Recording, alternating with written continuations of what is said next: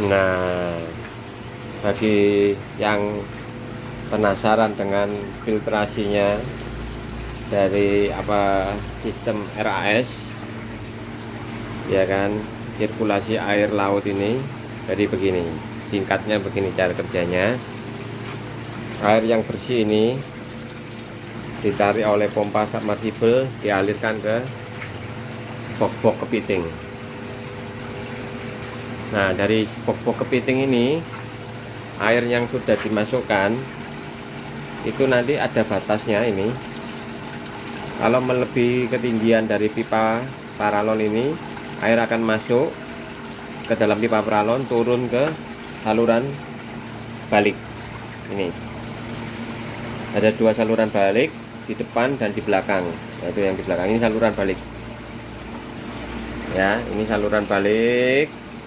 Ini juga yang saluran balik dari paralon yang di depan. Dua saluran balik masuk ke dalam chamber filtrasi. Chamber filtrasi yang pertama menampung air-air yang dari box, air yang kotor. Makanya kita filter dengan filter mekanik seperti filter model tabung begini, yang kain berapa mikron. Dan ini air jika diperlukan tambahan air dari air laut dari persediaan di toren atau bak penampung. Setelah itu dari chamber pertama masuk ke chamber kedua, ini diajar dulu sama skimmer. Skimmer ini tujuannya mengangkat kotoran-kotoran, ya kan, dari sisa-sisa pakan atau kotoran-kotoran amonia, ya kan, dipisahkan dari air. Nanti buih-buihnya ini yang mengandung kotoran tuh naik ke atas, makin lama naik ke atas dan dikeluarkan dari sistem. Setelah chamber kedua lanjut ke chamber ketiga, berisi biobol. Biobol ini dari bawah dasar sampai di atas ini saya fullkan biobol. Tujuannya untuk rumah bakteri. Rumah bakteri dari kita membutuhkan bakteri baik, menguraikan amonia, ya kan, menjadi nitrat, nitrit dan nitrat. Setelah itu air dikembalikan lagi ke chamber keempat yang berisi kulit kerang. Ini kulit kerang. Saya tambahin pipa aerator supaya ada oksigen lebih di sini. Gunanya kulit kerang ini sebagai penyeimbang pH. Kadang airnya terlalu asam, begitu masuk ke kulit kerang ini menjadi pH-nya stabil di 7,5. Ini gunanya kulit kerang. Setelah dari chamber keempat kulit kerang masuk ke chamber kelima, yaitu air bersih. Nah, air bersih ini kita terakhir kita kasih lampu UV. Tujuannya untuk bakteri baik ataupun jahat.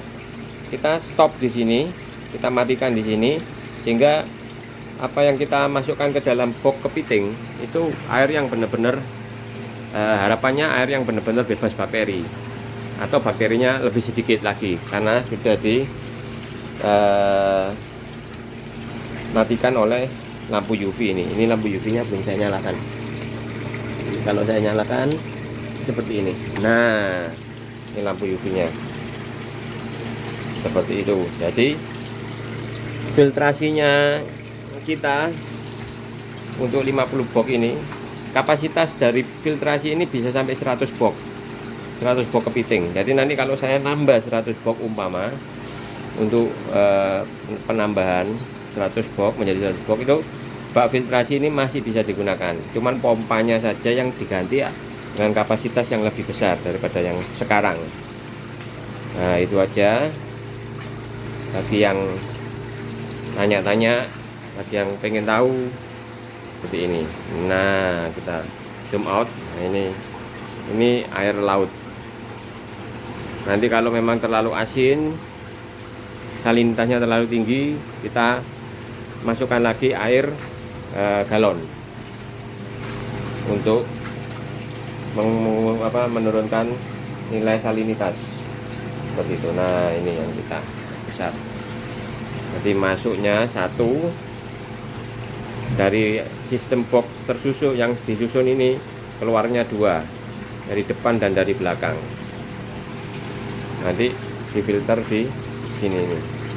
Ini filter mekaniknya, jadi segala macam kotoran, mungkin kulit sisa makanan atau pasir dan apa segala macam yang terbawa itu nanti difilter dulu oleh kantong filter ini.